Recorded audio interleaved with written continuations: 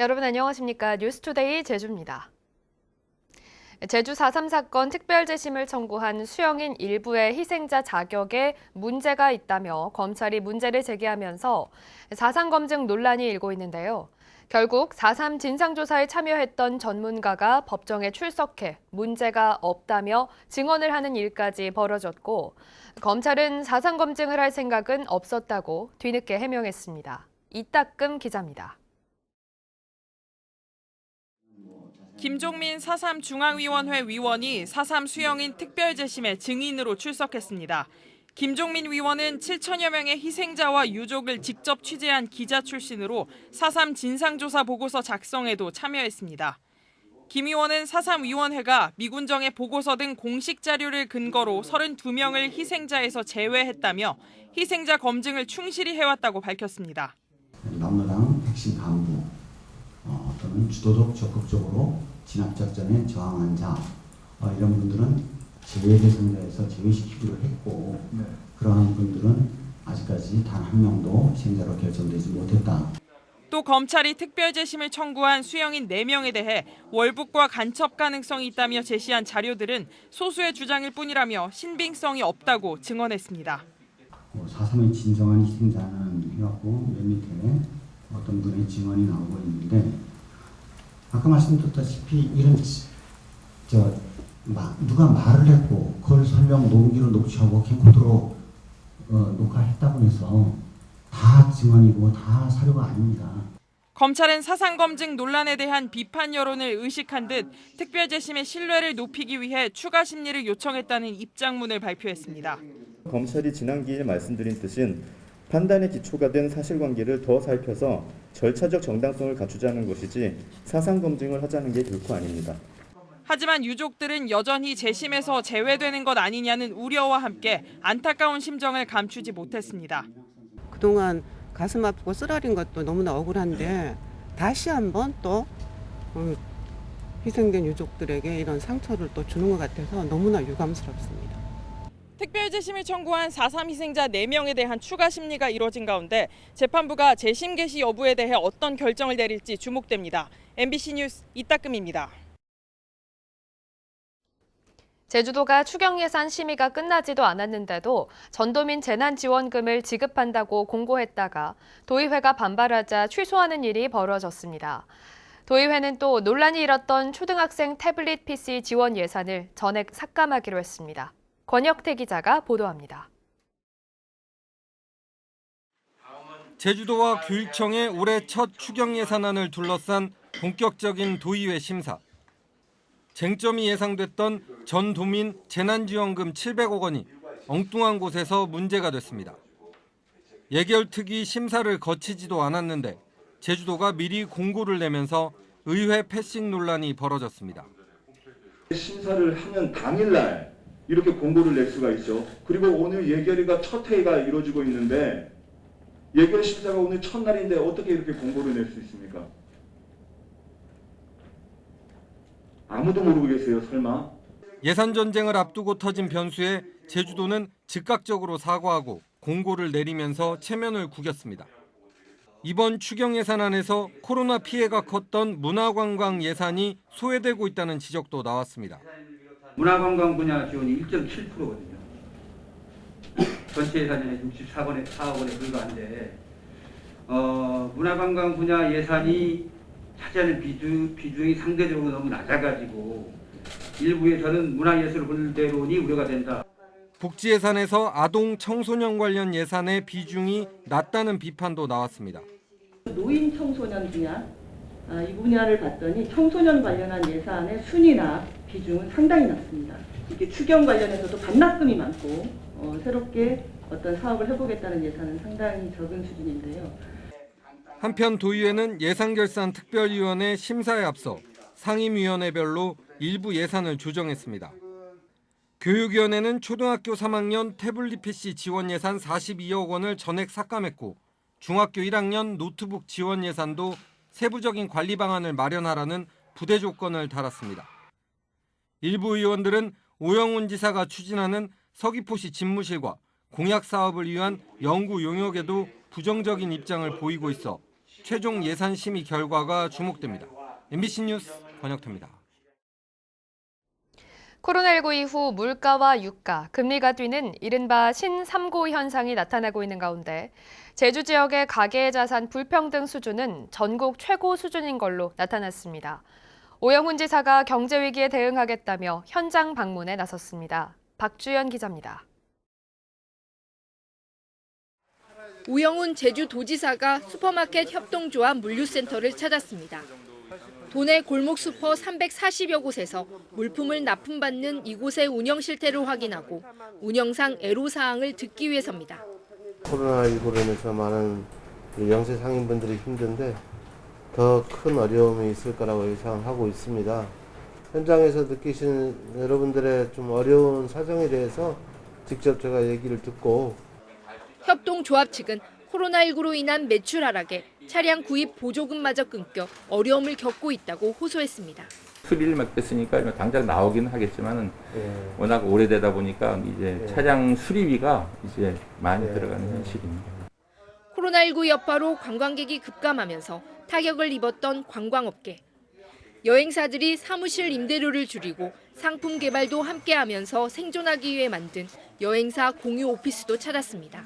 다 오픈된 공간이다 보니까 그런 회의를 하거나 뭐 스터디를 할 때 있어서 이제 참여 안 하시는 여행사분들도 계시는데 이제 소리라든가 이런 것 때문에 좀 애로사항들이 좀 있는 부분들이 있어서 인근에 뭐 공간을 한번 좀 모색을 좀 하셔서 교육실이나 상담실, 회의실 뭐 이런 부분들을 좀 사용할 수 있도록 조금 방법을 찾아보시죠.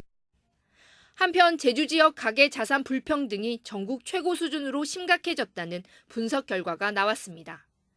제주 지역 전체 순자산 가운데 상위 25%가 차지하는 비중은 74.4%로 전국 16개 시도 가운데 가장 높았고 상위 10%의 자산은 하위 40%의 14.4배로 전국 평균보다 높았습니다. 한국은행 제주본부는 코로나19 이후 아파트 가격과 자영업자의 수익성 격차가 커졌다며 자산 불평등은 정치 사회적 갈등을 초래해 제주의 성장 잠재력을 저해할 수 있다고 지적했습니다. MBC 뉴스 박주연입니다.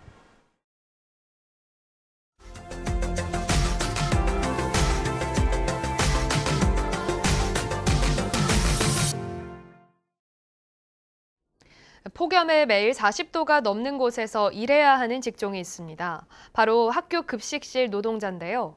이들을 위해 부산교육청이 폭염 대책을 내놨는데 종류만 다양할 뿐 실효성도 없고 실질적인 대안도 아니라는 지적입니다. 부산 MBC 조민희 기자가 취재했습니다. 갓 지은 밥에서 뜨거운 연기가 가득 뿜어져 나옵니다. 펄펄 끓는 냄비가 뿜어내는 열기에 옷은 땀으로 다 젖었고 연신 땀을 닦아내보지만 역부족입니다. 조리실 내부 온도는 39도, 폭염경보 기준 온도보다 높습니다.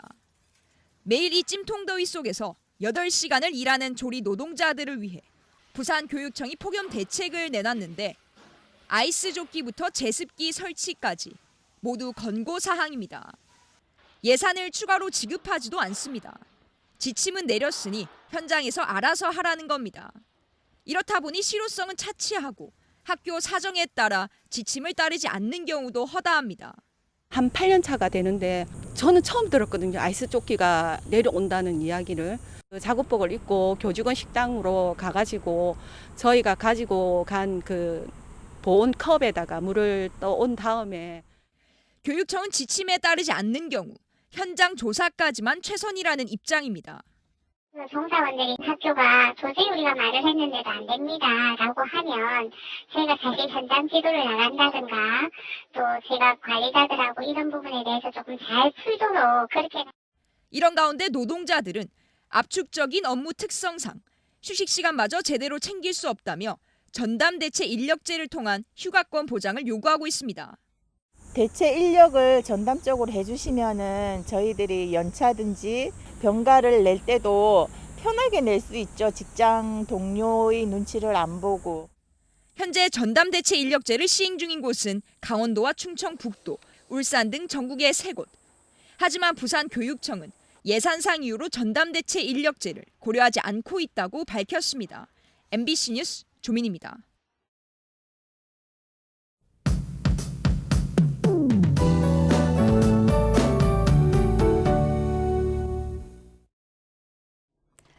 오늘 햇볕이 일찍 들면서 맑게 하루를 시작하고 있습니다.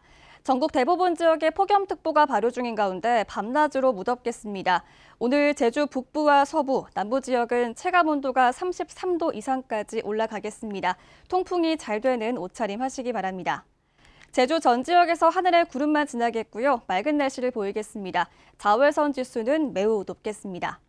현재 기온 북부 지역 26도로 가장 높게 시작하고 있고요. 서부와 남부 지역 25도, 동부 지역 24도를 보이고 있습니다.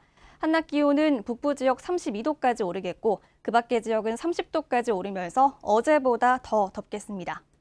도서 지역도 맑은 가운데 자외선이 강하겠고요. 30도를 웃돌겠습니다. 오늘 남해상에 안개가 자욱하겠습니다. 남해 서부 해상에서 항해하거나 조업하는 선박들은 안개 조심하시기 바랍니다. 오늘도 밤사이에 열대야가 이어지는 곳이 있겠고요. 금요일에는 낮 기온이 34도까지 오르면서 갈수록 더워지겠습니다. 장마가 물러가고 이제 태풍 발생에 예의주시해야 할 때인데요. 필리핀 동쪽 해상에 태풍으로 발달하기 전 단계인 열대 저기압이 발생하겠습니다. 제주에 영향을 줄지 앞으로의 이동 경로를 지켜봐야 되는 상황인데요. 일단 제주에는 일요일부터 다음 주 초반까지 비 예보가 들어 있습니다. 기상정보 틈틈이 확인하시기 바랍니다. 기상정보였습니다. 김광수 제주도 교육감이 첫 인사로 총무과장과 인사팀장을 교체했습니다. 제주도 교육청은 다음 달 1일자로 변숙희 제주교육박물관장을 총무과장으로, 한경미 안전복지과 안전총괄팀장을 총무과 인사팀장으로 발령하는 등 5급 이상 공무원 13명을 전보 발령했습니다. 코로나19 장기화로 피해를 입은 소상공인들을 위해 공유재산 임대료 인하 기간이 연장됩니다. 제주도는 올해 상반기에 이어 하반기에도 지하상가와 사무실 등 공유재산 400여 곳의 임대료를 30% 인하한다고 밝혔습니다. 이는 공유재산 관리 조례 개정으로 재난 피해가 발생할 경우 대부요율을 인하할 수 있도록 한 근거에 따른 것으로 감면액은 7억 원 정도로 추산됩니다. 렌터카와 카쉐어링 소비자 피해의 절반가량이 제주에서 발생한 걸로 나타났습니다. 한국소비자원은 2019년부터 지난해까지 렌터카 관련 피해 구제 957건 중 44.1%가 제주에서 발생했고, 장기 렌터카를 제외한 729건 중에는 57.2%가 제주에서 발생했다고 밝혔습니다. 피해 유형은 과도한 해지 위약금 등 계약 관련 피해가 45.1%, 수리비 과다 청구가 35.4%였습니다. 제주에너지공사가 사장을 공개 모집합니다. 제주에너지공사는 다음 달 1일부터 10일까지 사장을 공모한 뒤 서류와 면접 심사를 거쳐 도지사에게 후보자를 추천할 예정입니다. 황우현 전 제주에너지공사 사장은 지난달 29일 새 도지사가 새로운 전문가와 혁신을 주도해야 한다며 사퇴했습니다. 제주경찰청은 도우미를 알선하고 술을 판매한 혐의로 제주시 지역 노래 연습장 5곳을 적발했습니다. 이들 업소는 시간당 2만 원을 주고 여성 도우미를 불러 손님들을 접대하고 캔맥주와 소주를 냉장고에 숨겨놓고 몰래 제공한 혐의를 받고 있습니다. 제주 돌문화공원을 사랑하는 사람들의 모임 등은 성명을 통해 공원이 전기 셔틀카 운영과 포장도로 건설로 훼손되고 있다고 주장했습니다. 이들은 공원관리소가 유원지에서나 볼 수 있는 설치물을 만들어 제주의 정체성을 훼손하고 있다며 공무원 중심의 행정 편의주의에서 비롯된 거라고 주장했습니다.